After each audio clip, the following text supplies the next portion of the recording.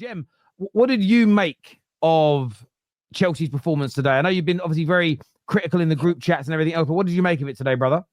Anyway, big up, Terry. Good to see you and the Terrace family. Yes, mate. Thank you. Hassam, congratulations on your Premier League, by the way, as well. I'd like to say, because I've not spoken to you in a while. However, I do think you've been slightly disingenuous in terms of our own performance as a Chelsea fan. That first goal, Cole Palmer put Curtis Jones on the floor with good movement. Ball got played into him. But then it was about the ball behind into Neto, which then got played into the space, which allowed Enzo Fernandez, who, by the way, has been doing this for a while now at Chelsea, arriving in the box, not crashing in the box, receiving the ball and putting away within 3 minutes. I thought we started the game very well. After that, I thought we managed the game very well. I think that was the key thing, really. It was a little bit different to what I'm used to seeing with Chelsea, because going 1-0 up, 1-0 behind, a lot of what we've been doing under MARESCA has just been all-out attack. It's just like keep going. And the spaces have been very open. Today, when we scored, even though it was a weak, slightly weaker Liverpool team, we still sat back. We still managed, the instruction was important that MARESCA gave them, which I think the players done well in. I thought Lavia had a very good performance. Again, I keep saying about our three midfielders, Caicedo, Lavia, and Enzo are just so important. Keeping Lavia fit and having all three available just shows how important it is to MARESCA's system and what it is that we are trying to do moving forward. I thought it was very good. I thought the defence done very well equally.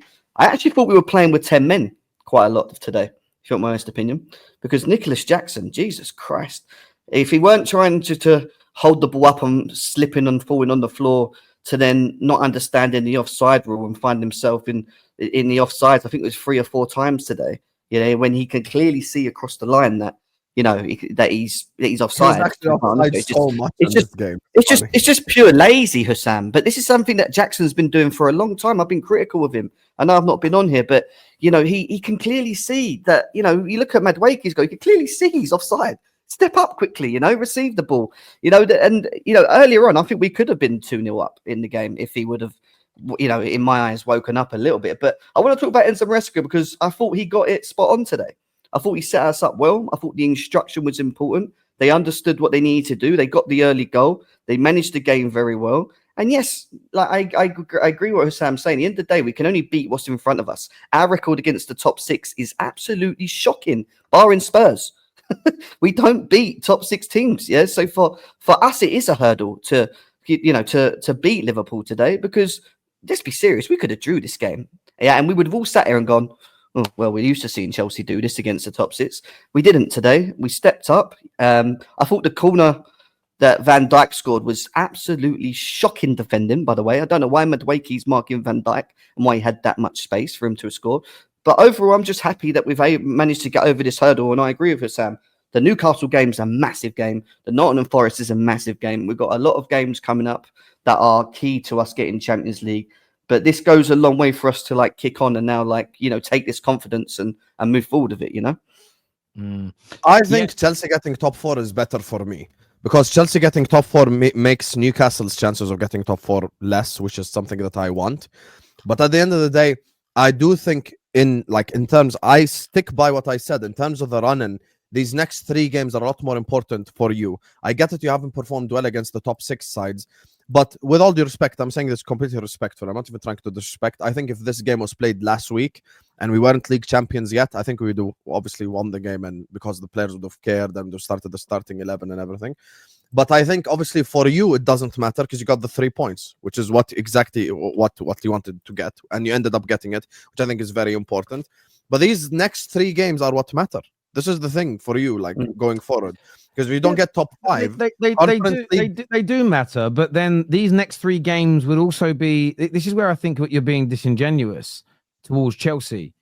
If the previous 3 games weren't wins, then the next 3 games will be inconsequential because they'll be out of the race for a Champions League position. So you can't just disregard. It's like the game, the 3 or 4 games before you win the league title. They're not more important than the 20-odd, 30-odd games before it that gave you the foundation to be able to win the league title. The last 3 games, these last 3 matches have been so important for Chelsea. It's when their performances started to turn around. It's when they got massive points that, let's be really honest, Chelsea fans had no idea whether they were going to beat Fulham and beat Everton and win this game today based on the previous few months. They've gone up levels. Yes, you're right. They shouldn't get carried away and think it's done. But the idea that they don't really matter in the next 3 games do, I think he's ignoring the fact that their performances have improved and the confidence they're now going to have going into these next 3 games, I think was non-existent in comparison 3 weeks ago. I don't know what the Chelsea fans think of me saying that, but that's how it feels from the outside looking in. Yeah, 100%. I agree with Terry. I think he's spot on with it as well. And I think it's disingenuous to also say that Liverpool didn't have moments in the game, especially later. You know, you got Darwin Núñez, free header up, headering it towards the corner flag. Like, it's not like Liverpool weren't trying to play, weren't trying to create. But do you get what I mean? You had opportunities. You know, you had moments. You know, you could have caught us. You know, it wasn't like you weren't playing or weren't trying, and we were just, you know what I mean? It's the way that you're making it. The only thing I care about now is Mo getting the assist record. That's it. So the only time I lost my mind was when Núñez missed that header. I fully insulted him, and I think I got myself demonetized. But yeah. Anyway, I really did. That's the only time. I've been saying it. Listen, the only thing I want is just this assist record, and then Núñez misses a 2-yard header. I just insulted him. But also, can I just say one more thing? And I want to say about Enzo Fernandez. He's been getting a lot of criticism last season about his performances, which I understand. I've seen a lot of it over social media to the point of people saying that they don't think he's good enough to play in this Premier League. What he's done, especially this part of this season, and I'm talking from 2025 onwards, maybe even a bit before that, has been very, very good, and he's led us very well. He's added to his game the ability to crash in the box in moments and make differences in games. His assist levels are absolutely ridiculous. He's on 20 GNA right now currently at Chelsea. I promise you now, if we had a striker up front, and I've been saying this to Don and all the Chelsea fans as well, this guy would be on about 30 GNA plus. And I'm not joking, because he creates that much. And especially when you look at how bad Cole Palmer's been. Today he was good. But in the last couple period of games, 12 games, I think it's that Cole Palmer's not scored or assisted in the Premier League. Yeah. That's a long period of time to have a player out that's so important in terms of your creativity and your goal scoring. And for him to be coming in and having these moments and stepping up and helping us, along with also Caicedo, who's been absolutely awesome. I just think he's been very, very, very good up to this point. Yeah, I think it's 16 games he hasn't scored. And Hussam, when I saw that header being missed, it was just funny to me. If I have a compilation of just Jackson and Núñez misses, it's just the funniest thing. Jackson's definitely better. A lot better. They're still both. My favorite moment of the whole game, I was happy for 3 moments today.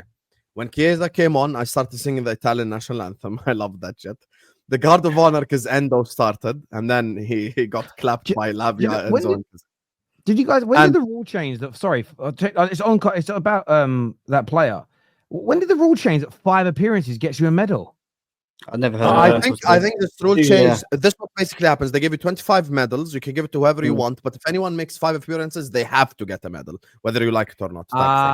Okay. I was going to say the best moment for me, which I enjoyed very much, is when the Liverpool fans started screaming "champions" at Lavia. I think that's proper shithouser. He even smiled back at it.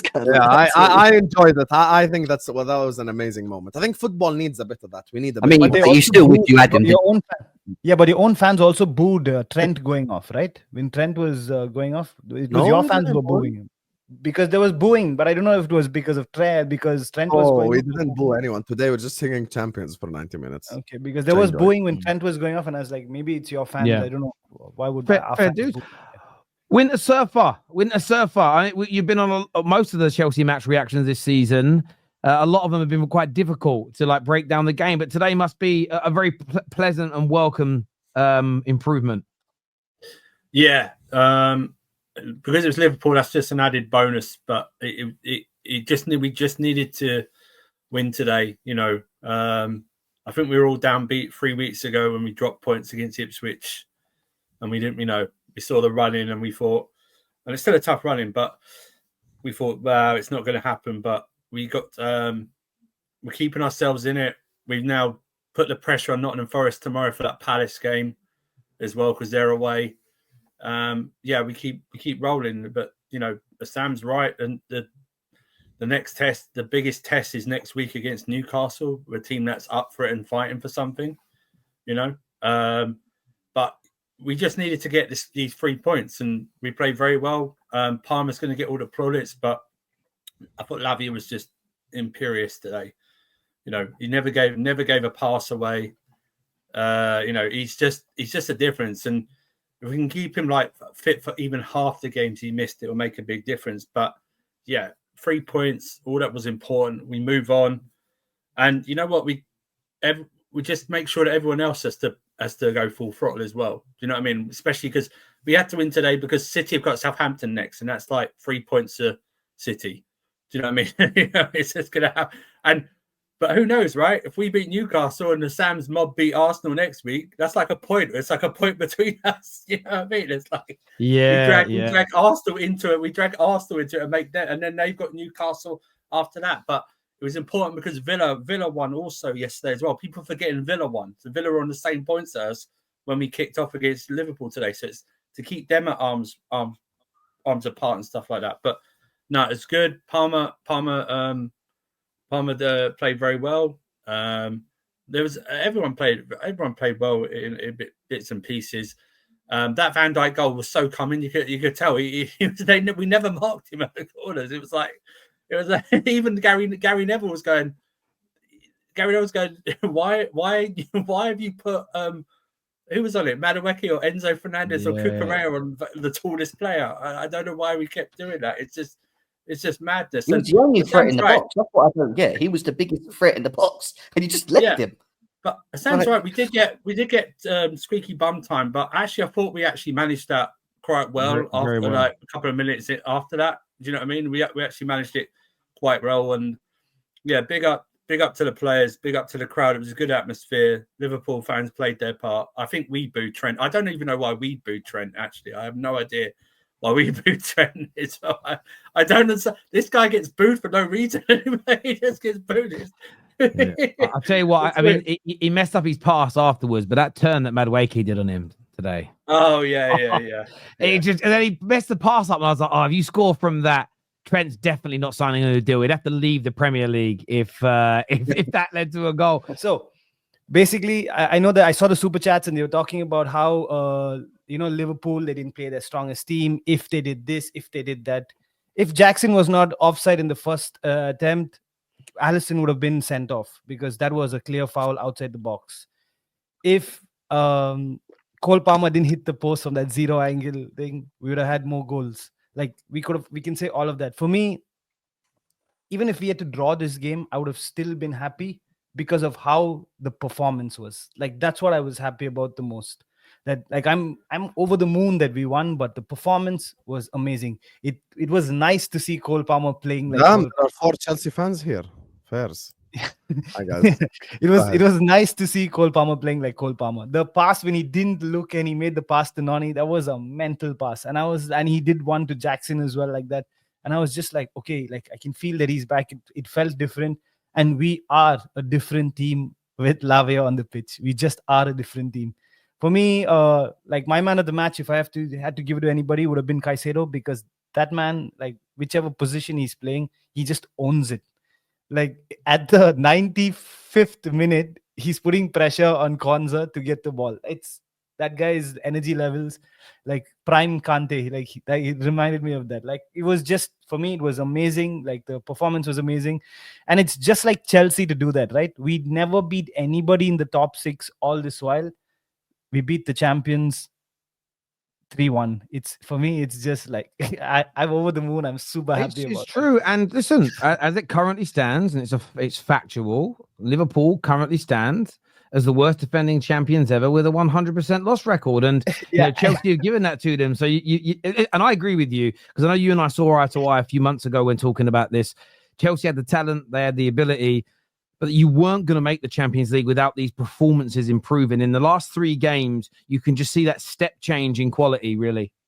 I just want to say one thing, that because I've been giving him like a lot of stick, and most of us have. Like Sanchez had a very nice game this game. Like for me, like when he had to come out and take the ball, he took the ball. He didn't have to do like much, obviously, because the defense was solid, and he had like more than a decent game. It would have been nice to have the clean sheet, but like, what are you going to do? Like that was a really clean header and the ball went in.